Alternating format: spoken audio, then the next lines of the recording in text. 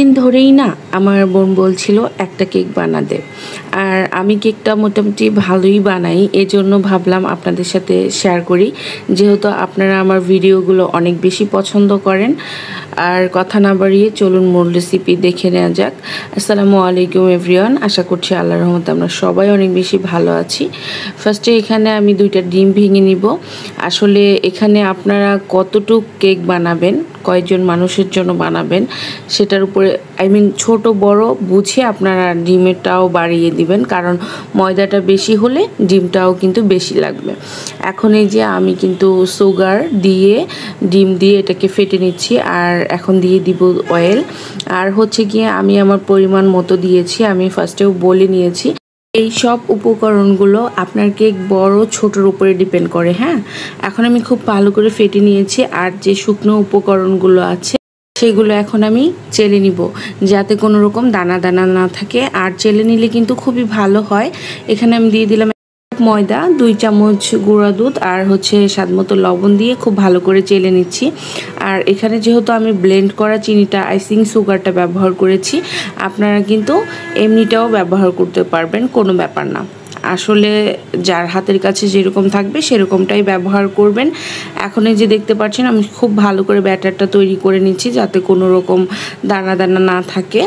এখন এখান থেকে অর্ধেকটা আমি ঢেলে নিব আরেকটা বাটিতে, কারণ হচ্ছে আমি আর অর্ধেকটার ভিতরে কোকো পাউডার মিক্স করব এই জন্য। আর আপনারা চাইলে কিন্তু সেম প্রসেসে কোনো রকম কোকো পাউডার ছাড়া শুধুমাত্র এক ব্যাটার দিয়ে নর্মাল কেক যেভাবে তৈরি করে ওভাবেও করে নিতে পারবেন। আর কোকো পাউডারটা দিলে কিন্তু কেকটা খেতে অনেক ভালো লাগে। আর যে সাদা ব্যাটারটুকু আছে ওটার ভিতরে হচ্ছে গিয়ে আমি কিছু টুটি ফুটি দিয়ে দিলাম। এটা দিলে কামড় দিলে কেকটা খেতে খুব ভালো লাগে। আমি যখন কোকো পাউডার ছাড়া শুধু ফ্রেশভাবে কেক মেক করি তখন হচ্ছে কিন্তু টুটি ফুটিগুলো দিয়ে দেই।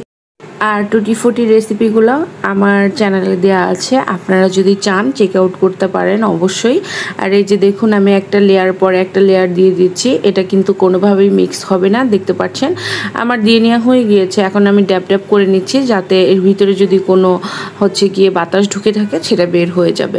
এখন চুলায় হচ্ছে গিয়ে আমি প্যান বসিয়ে তার ভিতরে দিয়ে দিচ্ছি লবণ, তার উপরে একটা স্ট্যান্ড দিয়ে এই যে কেকটা আমি 20 মিনিটের জন্য দিয়ে দিলাম, কারণ লবণটা দিলে কিন্তু আপনার কেকটা অনেক দ্রুত হয়। তো আপনাদের সুবিধার জন্য চুলার জালটা একটু দেখিয়ে দিলাম। এই যে দেখুন আমার কেকটা কিন্তু ফুলে ফেপে টইটুম্বুর। আমি একটা টুথপিক দিয়ে টেস্ট করে নিয়েছি, দেখুন একদম ফ্রেশ বের হয়েছে। আর উপরে কিন্তু কোনো রকম পুড়ে যায়নি, যেহেতু আমি কোকো পাউডার ব্যবহার করেছি। কেকটা অনেক বেশি ফুলেছে, দ্যাটস ওয়াই এরকম দেখা যাচ্ছে। আজকের রেসিপিটা দেখলে মনে হয় না কারো কেক বানাতে কোনো প্রবলেম থাকবে।